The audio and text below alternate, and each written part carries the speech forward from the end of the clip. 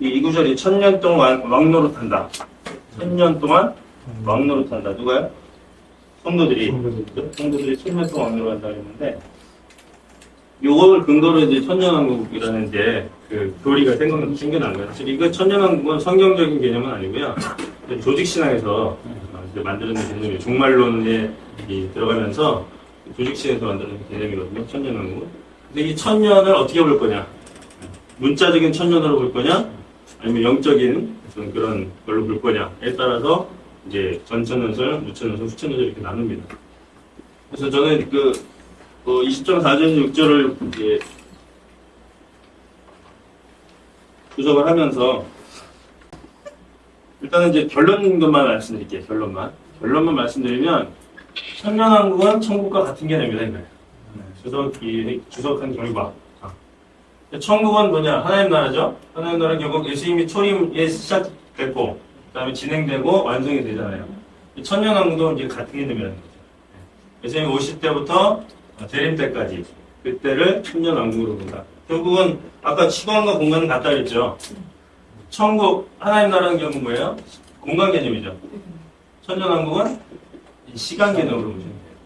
그런 의미에서 이 천국과 천년왕국은 이 말세 때를 의미한다. 이렇게 이제 결론을 내렸습니다. 그 자세한 거는 제가 이제 주석한 내용은 제가 보내드리니까 그걸 참고하시면 되겠어요. 그래서 첫째 사망, 둘째 사망 이것도 주석을 해놨으니까.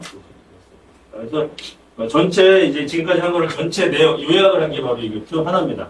이 표 하나에 전체 내용을 다 이제 담아놨어요. 그래서 지금까지 하나님께서 창조하시고 세상을 창조하시고 재림 종말을 예정하셨습니다. 근데 그 사이에 하나님께서 미리 예수님을 보내셔서 초림의 그 카이로스를 하나님께서 만드셨죠. 그 다음에 초림에서 이제 어떻게 해요? 성령으로 인해서 성령과 함께 이렇게 가는 거죠. 어디까지? 종말까지 가고 있습니다. 이때를 어떻게, 이 시간을 어떻게 우리는 말세라고 그러고, 은혜의 때 구원의 날이라고 하는 거고. 이것은 또 성화하는 과정이에요. 그러니까 인간이 성령을 통해서 성화해 가는 것처럼 이 역사도 바로 이렇게 성화해 나가는 거예요. 그러면 시간적인 종말을 말하는 거고, 천국은 하나님 나라죠.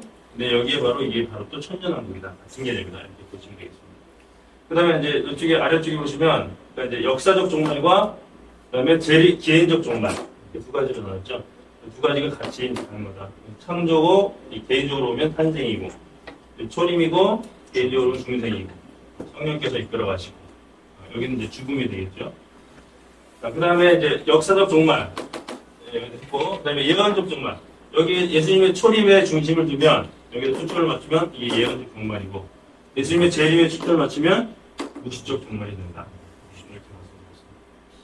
이렇게 전체 요약을 했습니다.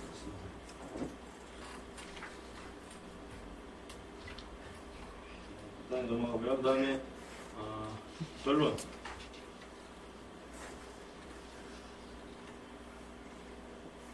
제가 이 글을 이 앞에 있는 이 종말에 대한 글을 대학원 때 2011년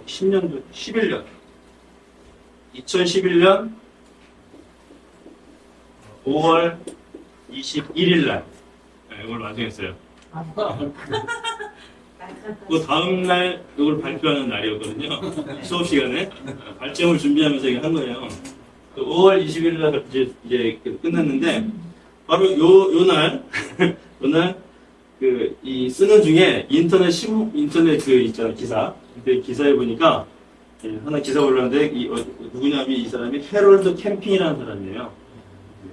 그 당시에 89세였어요. 지금 돌아가셨습니다. 이분이 예언을 했습니다. 바로 10월 20일 언제? 이날 종말이 온다. 5월 20일. 예언을 했어요. 근데 제가 글을 쓰고 이제 다 하고 이제 밤에 이제 자주기 신났어요. 근데 아무 일도 안 일어났어요. 그러니까 누가 그랬죠? 내일 세계 종말이 올지라도 나는 오늘 한국에서 살아남았다. 내 세계 종말이 와도 나는 이 발침을 끝낸다. 결국 종말이라는 건 그런 것 같아요. 종말이 온다고 해도 지금 우리가 할 일, 내가 할 일을 그냥 하는 거예요. 그래서 성경에도 나와 있죠. 마태복음 24장에 두 사람이 밭에 있어요. 근데 한 사람 데려오고 한 사람 버려도. 두 여자가 맷돌질하는데 한 사람 데려오고 결국은 일상적인 일을 하고 있는 거죠. 네. 그냥 일상적으로 살다가 하고 남는 거예요. 네. 그거지 뭐 특별하게 휘날리고 기다리는 이런 건 종말론적인 신앙이에요. 종말론적인 신앙은 뭐냐? 그냥 내가 할 일을 지금 이 시간 성실하게 최선을 다해서 하는 겁니다. 하나님과 관련돼서 하나님이 목적에 대해서 하나님이 이유가 되고 동기가 돼서 그 일을 하고 있을 때 그 종말이 나에게 의미가 있는 거죠. 그렇지 않으면 종말론적인 신앙 잘못 알면 이렇게 이제 아까처럼 다미성교회처럼 그렇게 빠지게 되는 겁니다. 결론이 이제 그겁니다. 그래서 종말은 반드시 오죠. 근데 문제는 그때가 언제인지 아무도 모른다는 거예요. 그래서 그때까지 우리가 해야 할 일을 그냥 성실하게 감당하면 된다. 이 말씀을 드립니다. 그래서 이런 종말론적인 신앙, 우리가 예수님 기다려야 된다. 이게 종말론적인 신앙이 아니에요. 예수님 기다리는 게 아니고요. 우리가 가는 게 맞죠. 이게 종말론적인 신앙입니다. 그 다음에 요한계시록 종말. 요한계시록에는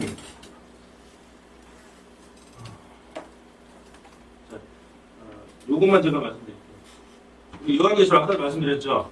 비밀은 없다. 이게 전제가 돼야 돼요. 요한계시록 할 때 첫 번째 그 원리가 뭐냐면 해석할 때 비밀은 없다는 전제를 깔고 요한계시록 들어가야지 자꾸 무슨 비밀 찾으려고 들어가면 한두 곳도 없어요. 숫자가 엄청나게 나오고 뭐 상징 엄청나게 나오는데 그걸 다 비밀이라고 풀면 이거는 풀 수가 없는 거죠. 비밀은 없다는 전제를 까시고요. 그 다음에 많은 이 얘기들이 나오지만 성경 하나하나의 책은 반드시 하나의 주제가 있다. 성경 전체도 하나의 주제 안에서 써진 거잖아요. 많은 사람이, 여러 사람이 수천 년을 썼지만 사실은 이 성경 한 권에 하나의 주제가 있죠. 그게 뭐예요? 예수님 또는 뭐 구원, 어떤 사람은 사랑 이렇게 말할 수 있는 거예요. 그 하나의 주제를 가지고 성경을 바라보는 거예요. 결국은 내가 구원이라는 주제를 가지고 성경을 바라볼 수도 있고 사랑이라는 주제를 가지고 바라볼 수도 있고 예수 그리스도라는 주제를 가지고 바라볼 수 있는데 하여튼 다르지만 틀린 건 아닙니다. 각자의 관점에 따라서 어떤 사람은 사랑을 강조해서 보는 사람이 있는 거고 어떤 선교의 관점에서 볼 수도 있는 거죠. 성경을. 이게 틀린 게 아니고 각자의 관점에 따라서 주제가 나와요. 성경의 주제가. 그럼 그 주제 하나를 가지고 봐야 된다는 거예요. 성경을. 근데 이 주제 없이 성경을 들어가면 그때부터 막 이제 헤매는 거죠. 그리고 엉뚱한 전쟁이 나오는 거예요. 방향이 잘못되니까. 주제가 있다는 거, 하나의 주제가 있다는 거. 그걸 가지고 이제 요한이 해석하셔야 되고요. 한 가지 또, 말씀은 영원하다. 요한계시록 그러면 이제는 여러 가지 학파들이 있습니다. 과거로만 해석한 사람들이 있어요. 로마 시대, 그때로만 해석한 사람이 있고요. 또 지금 현재 일어나는 일들 가지고 해석하는 사람도 있어요. 무슨 누가 뭐 적그리스도가 누구냐 막 이런 거 있잖아요. 뭐 교황의 적그리스도라니 뭐 이런 거 여러 있잖아요. 뭐 유럽 연합 뭐 이런 거. 근데 그거 다 틀렸잖아요. 유럽 연합 뭐 10개 모이면은 뭐 그 예수님 오신다고 해서 근데 안 되잖아요. 뭐 바코드 뭐 이런 거. 바코드 찍어도 아무 일도 없더라고. 아니 저기 어디 롯데월드인가? 거기 가면 바코드 찍어주거든요. 괜찮더라고요. 그러니까 그런 거. 지금은 또 베리칩 이런 거 나오잖아요. 네, 그게 결국 뭐예요? 이 시대만 적용해서 하는 거예요. 그럼 또 미래로만 보는 사람도 있죠. 미래. 앞으로 일어나는 일이 아니잖아요. 그렇게 해요. 근데 하나님의 말씀은 영원하다. 그래서 어제도, 오늘도, 내일도 적용될 수 있는 말씀이 다 이 말씀입니다. 성경 말씀입니다. 그건 계시록뿐만 아니라 모든 말씀이 다 동일하죠. 그렇지 않다면 우리가 성경을 읽을 필요가 없는 거죠. 과거 일에 대한 우리가 뭐라고 생각해요? 우리하고 관계가 없는 거예요. 예수님의 그 죽으심이, 부활하심이 나하고 관련이 있고 또 앞으로 일어날 일이기 때문에 그걸 읽는 거지. 그죠? 그러니까 하나님의 말씀은 영원하다. 과거에도 동일한 그 원리가 지금도 적용되고 있고 앞으로도 적용될 거라는 것을 깔고 성경을, 계시록을 보셔야 된다. 그래서 이제 계시록에서 예를 좀 들어보겠습니다.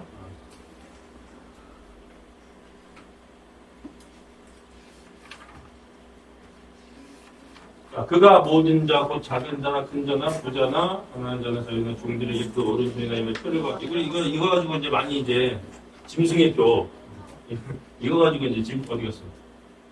표 짐승의 표 뭐 이거 그것은 사람의 순이 660이냐 이거 푸느라고 또 바코드에 660이 찍혀 있다 막 이렇게 얘기를 하잖아요. 그러니까 이거를 해석할 때 어떻게 해석할 것이냐? 이 표가 도대체 뭐냐? 짐승은 도대체 뭐냐?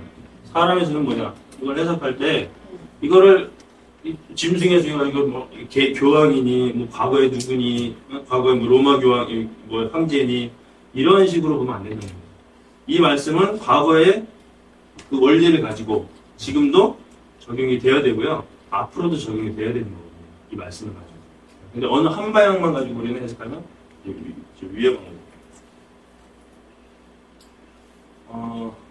예를 들어서 자, 하나의 주제를 가지고 이제 성경을 해석하는데, 자, 요거는 이제 영적 전쟁, 그러니까 이건 제 글이 아닙니다. 이거는, 번 포이스레스. 이름이 좀 어려워요. 번 포이스레스라는 그 학자가, 제가 요한계시록이라는 책을 썼어요. 거기에 있는 내용입니다. 그러니까 이분의 주장이 전해죠. 해석이죠. 여기서 보면 이걸, 계시록을 영적 전쟁이라는 큰 주제를 가지고 본 거예요. 자, 이 영적 전쟁이라는 주제를 가지고 보면 어떻게 되냐면, 사탄이 나오고요. 이 12장 3절에, 그 다음에 13장 1절에는 사탄의 보조자가 나와요. 그럼 이 사탄은 용이라는 이름을 가지고 있고요. 이 보조자는 짐승이라는 이름을 가지고 있어요. 그 용의 특징은 뭐냐? 7머리가 있고 10뿔이 있고 10류가 있어요. 근데 똑같아요. 보조자도 7머리가 있고 10뿔이 있고 10류가 있고 똑같이 있어요. 그러니까 자기의 형상을 닮은 보조자를 만든 겁니다. 그럼 이게 그러면 이게 어떻게 되냐면 아까 짐승이 보조자라 했죠? 그러면 사탄이 짐승을 그렇게 자기 형상을 닮은 짐승을 내세운 거예요. 자, 이 짐승이 하나님의 그 형상이 있죠. 바로 그리스도죠. 바로 이 그리스도를 모방한 거라는 거예요. 면류관 똑같이 나와요. 면류관 이 글씨 찾아보시면 이 면류관 썼다는 거. 이 그리스도도 면류관 있죠. 이름의 권세, 능력 이런 것도 알고요. 부활. 이 짐승도 부활합니다. 죽었다가 살아나는 게 있어요. 그리스도 부활했죠. 그 다음에 경배를 받죠? 여기 경배 받아요. 이 짐승들. 사람들이 경배 받습니다. 찬양받고. 자, 이런 것들이, 인치고 이런 것들이 똑같이 나옵니다. 그리스도를 모방했다는 거예요. 그럼 사탄은 결국 자기가 하나님 노릇한 거죠. 하나님처럼 나도 저기 그리스도 같이 그런 걸 만들어가지고 형상을 닮은 이 존재를 내가 내줘가지고 내가 하나님처럼 해보겠다는 거예요. 결국은 뭐 사탄은 그냥 하나님을 모방하는 거예요. 그 다음에 또 성령 무조건도 나옵니다. 삼위일체. 성령이, 여기 보면 16장 14절을 보면, 여기 보면, 다른 짐승이 나옵니다. 다른 짐승. 13장에 나와요. 다른 짐승이 나중에 이제 밝혀지기, 거짓 선지자로 밝히게 돼요. 16장에, 13장에 나온 다른 짐승이. 그래서, 성령을 받아서 행하는 자가 있죠. 참 선지자고요. 근데 거짓 선지자는 다른 짐승의 영을 받아서 행하는 거예요. 똑같이 선지자도 병든 자를 일으키고 하죠. 마찬가지. 거짓 선지자도 기적을 행합니다. 이적을 행합니다. 자, 이적이 왜 사도행전에 나오죠? 성령의 그 이적들이 13장 13절에 역시 나옵니다. 뭐냐? 성령이 오신 목적은 그리스도께 경배하기 위해서, 그리스도를 경배하게 하기 위해서. 다른 짐승의 목적도 마찬가지예요. 짐승. 아까 짐승이었죠. 첫 번째 짐승. 그 짐승에게 경배하게 하는 목적이에요. 또 성령은 그리스도의 권세를 가지고 있고, 이 다른 짐승은 먼저 나온 짐승의 그 권세를 가지고 있어요. 똑같이 이렇게 나옵니다. 그 위조대 삼위일체 해가지고, 원형은 왜? 아버지, 성부 하나님, 성자 예수님, 성령 하나님. 이걸 어떻게 용으로 나오고요. 용이 하나님 아버지를 모방한 거고요. 짐승은 성자 그리스도를 모방한 거고, 다른 짐승이 성령을 모방한 거고. 기능도 마찬가지 똑같습니다. 이 아버지나 이런 거 다 창작하고 계획하는 거예요. 성자에 대한 짐승은 집행하죠. 그다음 성경에나 다른 건 증거하고 선전하는 거 똑같은 얘기를 합니다. 그래서 사탄이 하나님을 모방하는 거. 이런 식으로 이제 이런 식으로 보면 영적 존재라는 그 큰 틀에서 보면 바로 하나님과 사탄은 대등하진 않지만 대등하려고 사탄이 이렇게 모방을 한다는 거예요. 그게 이제 그런 관점에서 성경을 해석합니다. 그렇게 하나의 큰 틀, 큰 주제를 가지고 성경을 봐야 된다. 요한계시록도 마찬가지고. 그다음에 그래서 아까 그 말씀 중에서 자, 이 말씀을 해석할 때 자, 우리는 어떻게 해석해야 될까?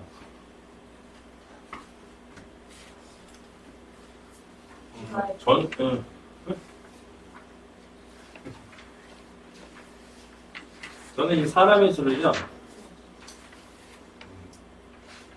이렇게 해석했어요.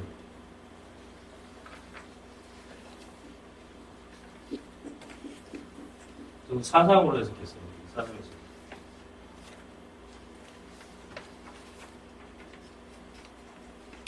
그러니까 결혼 초기에 결혼 초기에 저기 직장도 없고 학교 다니면서 직장도 없고 등록금도 마련해야 되고 생활비도 마련해야 되는데 돈이 없었어요. 그래가지고 어느 날 들어보니까 이제 아내가 나쁜 소식이 있대. 뭐냐 그랬더니 저기 전기가 끊기게 생겼대요. 가스도 끊기고 전화도 끊기고 손은 이제 못 내가지고 끊기게 생겼다는 거예요. 그래가지고 그때 제가 다른 다 끊겨서 했는데 그때가 겨울이었죠. 전기 끊기면 보일러를 못 틀잖아요. 그래서 전기 하는 사람한테 전화를 했어요. 일주일만 좀 연기해달라. 그랬더니 안 된대. 그래가지고 그러면 저기 내가 본사에다 연락하겠어요. 본사에다 연락해가지고 연기를 했습니다. 일주일 연기했어. 하나님이 주셨어요. 그때 깨달은 게 뭐냐면 그때 우리가 지금 사는 데가 어디 자본주의 사회잖아요. 돈이 없으면 안 되는 사회잖아요. 그러니까 이게 뭐예요? 자본주의지, 주의. 이 사상. 이 자본주의 사상을 받아들이지 않으면 매매를 못합니다. 아까 말씀드린 북한 사람들이 이곳에 와서 자본주의 사상을 받아들이지 않으면 여기서 살 수가 없는 거예요. 마찬가지죠. 이 짐승이 우리 이마에 뭐 표를 주고 손목에 표를 주고 이렇게 하잖아요. 이마에 표를 준다는 말은 뭐냐? 그 사상을 집어넣는다는 거예요. 이 짐승이. 이것을 이제 해석을 하면 이때 이 당시에 쓰면서 이 요한이 쓰면서 뭘 얘기하면 바벨론을 얘기하거든요. 바벨론에서 바벨론 음녀를 얘기합니다. 그럼 왜 로마 시대인데 바벨론 얘기할까요? 아까 묵시를 얘기했죠, 묵시. 로마의 지배를 받고 있는데 바벨론 얘기하고 있어요. 왜 그렇죠? 이게 묵시라는 성격표현인 거예요. 로마를 바로 시작하면 로마가 가만히 있지 않죠. 그러니까 바벨론을 해가지고 로마를 대신 이제 까는 거죠. 그러니까 근데 이 이스라엘 사람들은 그 생각 속에 이 바벨론 하면 아주 왼수예요. 왜? 이스라엘을 완전히 폐망시킨 게 바로 바벨론이에요. 바벨론 포로기 굉장히 중요한 사건이거든요. 그러니까 이거예요. 그래서 이스라엘 사람 바벨론 나오면 그냥 저기 이제 왼수들 와 이렇게 됩니다. 그러니까 이 요한계시록에서 요한이 이 얘기를 꺼낸 거예요. 그러면 바벨론의 왜 음녀라 그래요. 음녀. 그래서 음녀에 빠지면 너희가 천국에 못 간다는 거죠. 그럼 이거 뭐냐? 바벨론의 음녀라는 것을 그림으로 표현하는 걸 했죠. 바벨론 사상을 말하는 거예요. 결국. 문화. 바벨론 사상과 문화에 물드는 것. 이걸 음녀라고 표현하는 거예요. 그래서 그 당시 바벨론 시대, 포로 시대, 바벨론 사상을 받아들이지 않으면 어떻게 돼? 물건 할 수 없는 거예요. 살 수 없는 거예요. 마찬가지로 로마 시대에도 로마의 그 사상 받아들이지 않으면 역시 못 사는 거예요. 우리나라 마찬가지죠. 일제시대. 천황, 뭐죠? 인사참배. 그것도 사상이잖아요. 그때는 사상이죠. 종교고. 그러니까 그걸 받아들이지 않으면 독사입니다. 그럼 지금은? 자, 지금은 그런 사상이 뭐냐, 지금. 이때는 총칼로 위협하면서 했죠. 근데 지금은 안 그래. 지금은 사탄이 총칼로, 눈에 보이는 총칼로 위협하는 게 아니라 이런 사상으로 위협하는 거예요. 조금씩 야금야금 우리를 갉아먹는 거죠. 그게 뭐예요? 지금은 자본주의. 그래서 제가 그랬잖아요. 아까. 돈이 없으면 할 수 없는. 다 끊겨. 전기도 끊겨, 가스도 끊겨, 숙박도 못 사는 거야. 공산주의에서는요, 공산주의 세계에서는 이 공산주의 세계, 이 공산주의 사상을 받아들이지 않으면 죽는 거예요. 그래서 어느 시대나 적용될 수 있죠. 이 사상으로 이제 해석을 하면. 그래서 이제 성경에는 그런 이 요한계시록에 있는 것들을 단순히 눈에 보이는 거 가지고 이게 숫자가 누구냐, 사람의 수 이게 누구냐, 짐승이 누구냐, 표가 뭐냐 이런 걸 따지는 게 아니에요. 따지는 게 아니고 전체 맥락에서 또 역사적인 그 전체 흐름에서 그거를 하나님의 말씀은 영원하다는 전제를 깔고 그렇게 해석을 해야지 계시록에 이제 오해가 없다는 거예요. 그런 예를 하나 보여드렸어요.